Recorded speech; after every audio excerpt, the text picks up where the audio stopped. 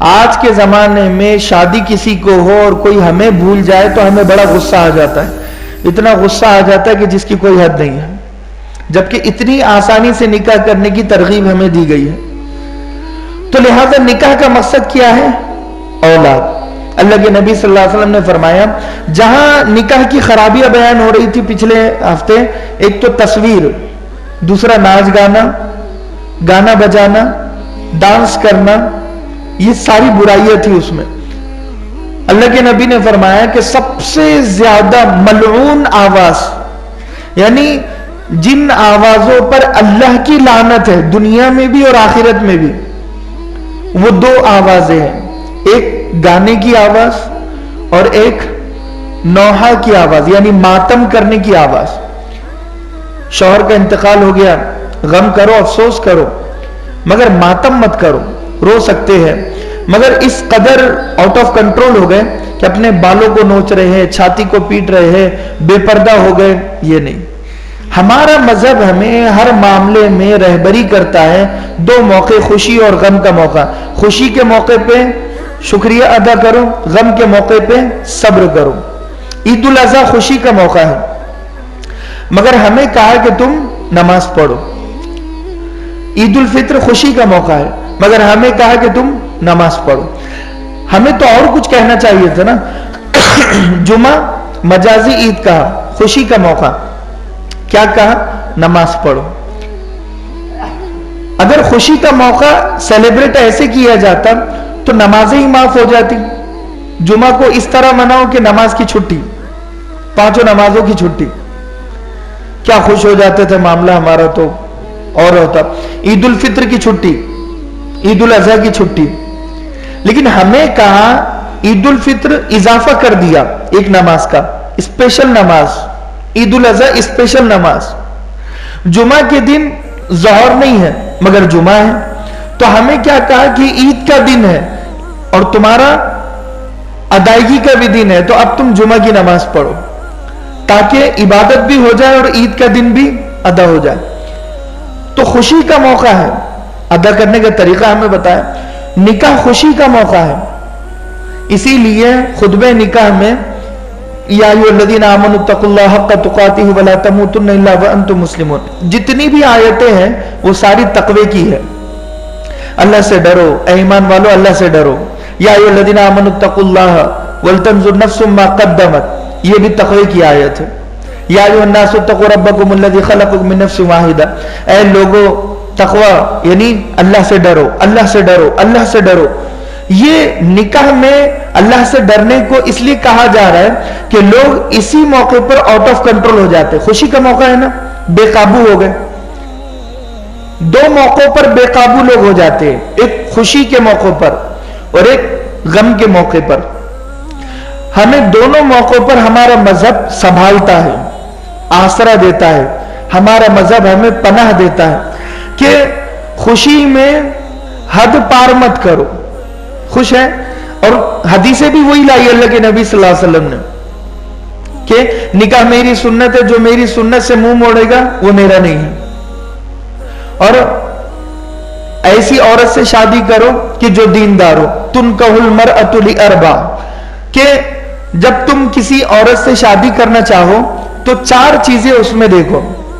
लिमालिहा, माल, वली हसबिहा, खानदान, वली जमालिहा, खूबसूरती, वली दीनिहा, दीनदारी।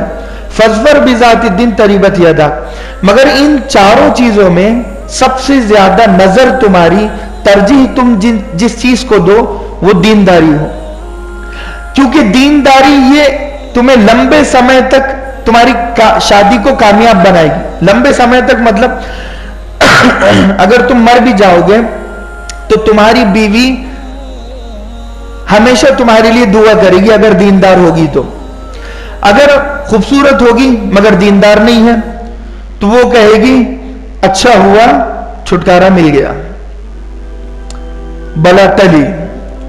अगर मालदार है मगर दीनदार नहीं है और तुमने मालदार है इसीलिए उससे शादी की थी, जब तुम मरोगे तो अब वो तुम्हारे मरने पर रोएगी नहीं, अफसोस नहीं करेगी, वो कहेगी कि चलो अब सब कुछ मेरा है।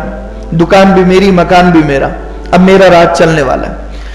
अगर तुमने आला खानदान को देखकर शादी की है और दीनदारी को नहीं देखा, तो जब तुम दुनिया से जाओगे तो वो आला खानदान अफसोस नहीं मनाएगा।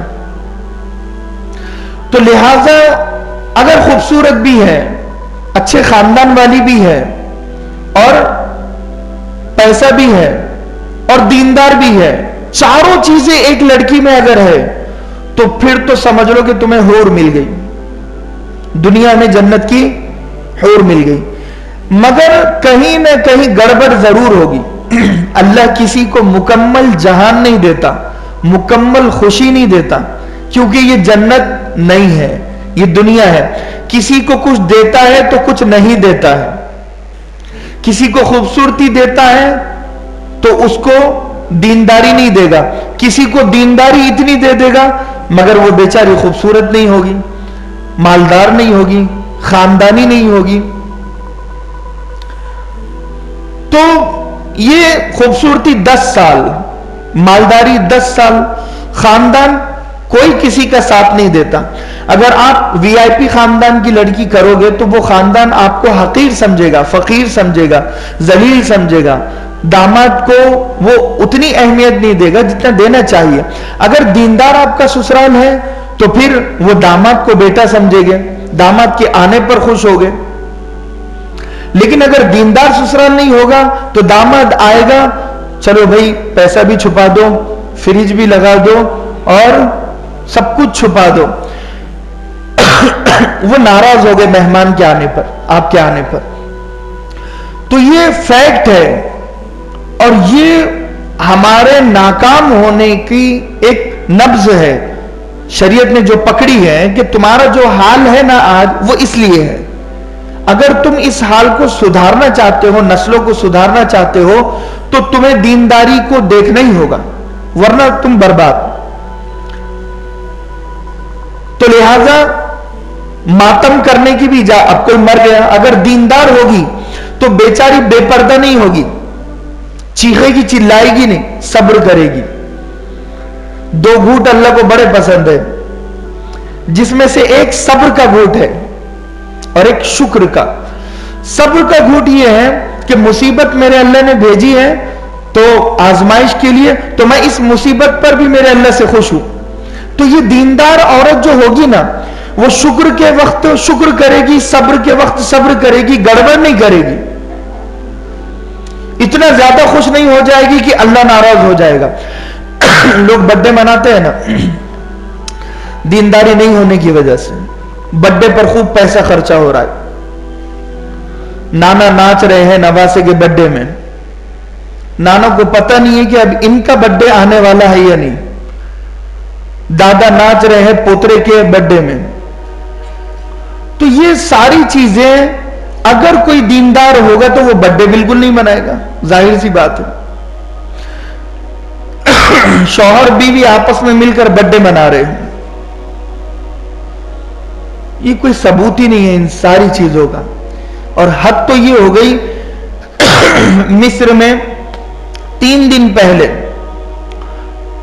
वहां के, अब मिस्री तसव्वुफ के उलमा भी थे वो, और शिया ज़हनियत थी, शिया थे, उन्होंने हजरत हुसैन का मीलाद बनाया।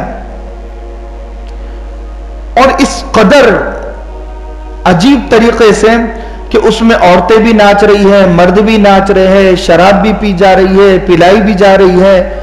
तुम किसके नाम पर यह सब कर रहे हो?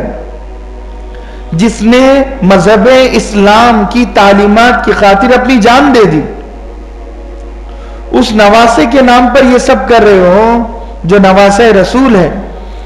करबला में अपनी जान दे दी मगर नमाज को नहीं छोड़ा। उनका नाम लेकर, नमाजें छोड़कर, उनके नाम का बर्थडे मनाना, मीलाद मनाना गैर शरई अमल। और नई बिदअत शुरू हुई है।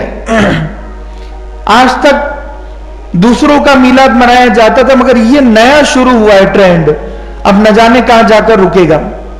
इसीलिए हजरत अबू हुरैरा रज़ियल्लाहु अन्हु की हदीस में अल्लाह के नबी ने फरमाया, अबू हुरैरा, जब कोई मजहब इस्लाम में अच्छा तरीका जारी करता है और जितने लोग उस पर अमल करते हैं सबका सवाब उसे मिलेगा और सबके सवाब में से कोई कमी नहीं होगी। मिसाल के तौर पर कोई अच्छा तरीका, अच्छे तरीके से मुराद जैसे हजरत उमर बिन खत्ताब रज़ी अल्लाह अन्हु ने तरावीह को एक जगह जमा किया और 20 रकात तरावीह का अमल शुरू करवाया, ये अच्छा अमल है। अब जितना भी तरावीह पढ़ी जाएगी सबका सवाब हजरत उमर बिन खत्ताब को मिलेगा और सबके सवाब में कोई कमी नहीं होगी। लेकिन एक अच्छी चीज शुरू की है ना। बिदअत की भी दो किस्में हैं, बिदअत हसना, बिदअत सय्यिआ, यानी अच्छी बिदअत और एक बुरी बिदअत। अच्छी बिदअत तो ठीक है, यानी अच्छा तरीका है तो कोई बात नहीं, लेकिन बिदअत सय्यिआ, बुरी बिदअत, कोई बुरी चीज शुरू कर लेना जो इस्लाम का, धर्म का, मजहब का हिस्सा नहीं है, उसे मजहब का हिस्सा बना देना। तो अब जितने लोग इसके बाद करेंगे, मिस्र के लोगों ने शुरू किया, अब जितने भी मिलादें मनाई जाएगी हजरत हुसैन के नाम की, वो सारा गुनाह इन लोगों को मिलेगा।